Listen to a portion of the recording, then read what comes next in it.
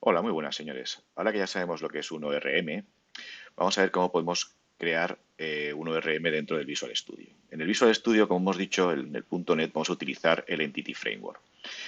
¿Y cómo se crea un Entity Framework? Pues lo primero que vamos a hacer, aquí yo tengo una aplicación de Windows Form como las que hemos hecho durante todo el año.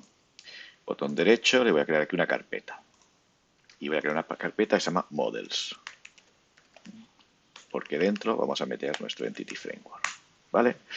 Muy bien, ahora tenemos aquí el Entity Framework. Para crear un Entity Framework, vamos a hacer aquí botón derecho, dentro de la carpeta, agregar nuevo elemento.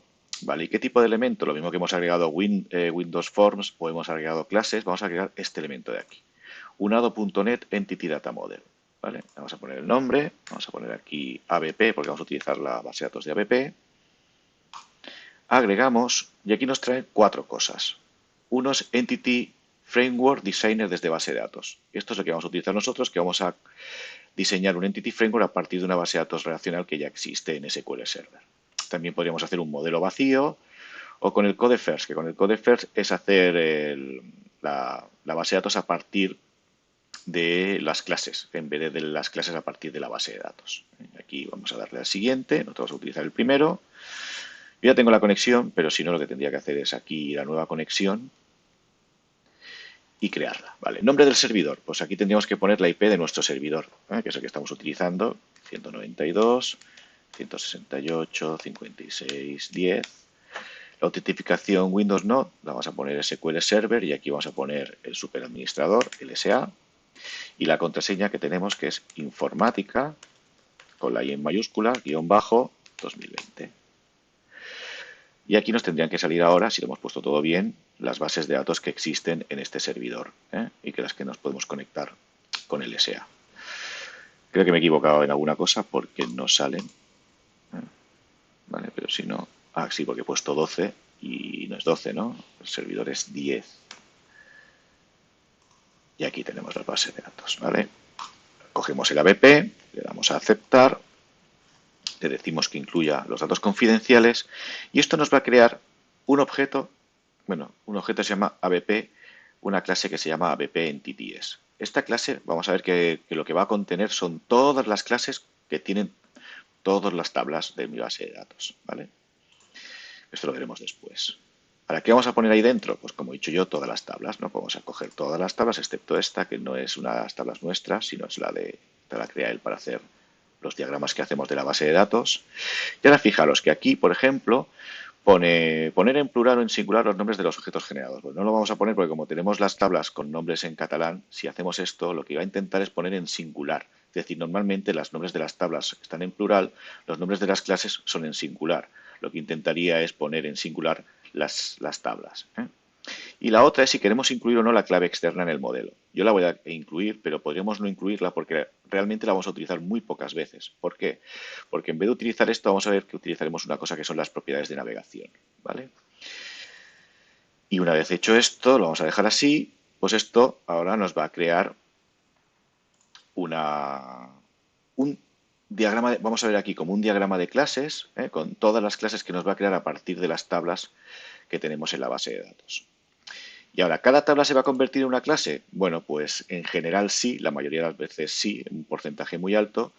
¿Cuándo una tabla no se crea como clase? Pues por ejemplo, cuando tengamos una MN, la tabla esa que tenemos en el medio, ¿sí?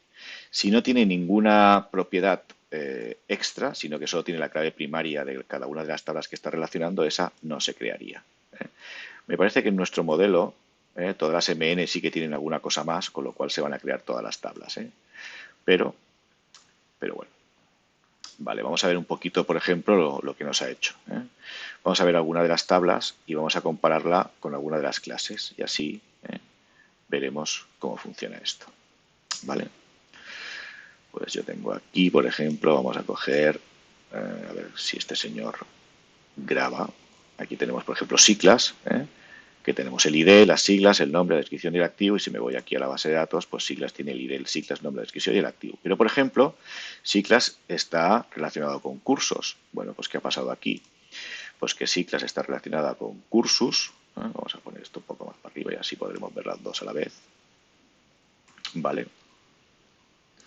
Y al tener esta relación, ¿veis? Sale aquí y es una relación en que un cicla tiene muchos cursos y entonces además, ¿veis las propiedades de navegación que os decía?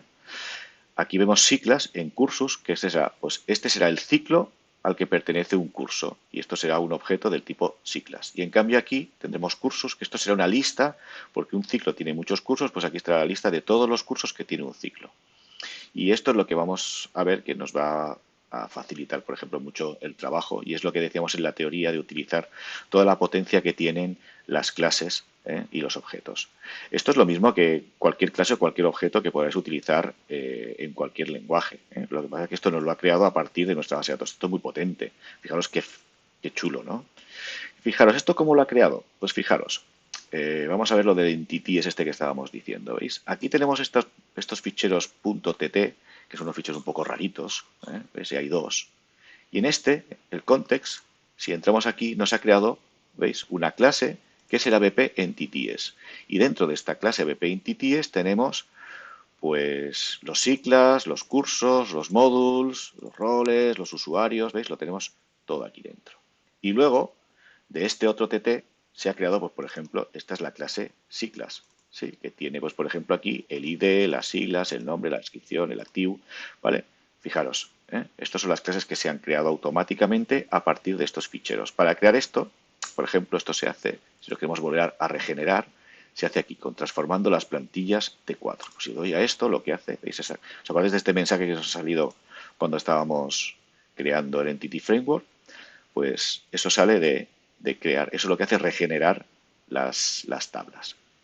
Vale, pues para poder empezar a jugar, lo primero que tendríamos que hacer que es, bueno, pues una vez tengamos hecho esto, vamos a compilar. Siempre hay que compilar nuestro proyecto, ¿sí? Porque si no compilamos, estas clases no las reconoce el proyecto, ¿eh? Y entonces lo que tenemos que hacer para que la aplicación las reconozca es compilar. Cuando acabe de volver otra vez a generar las plantillas que le he dado para que las volviese a generar, ¿vale? Pues vamos aquí a compilar la solución, ¿vale? Compilamos, ¿sí? Y ahora una vez hemos compilado, lo que vamos a hacer es que ya tendremos todo preparado para poder empezar a hacer nuestras cosas con nuestra aplicación.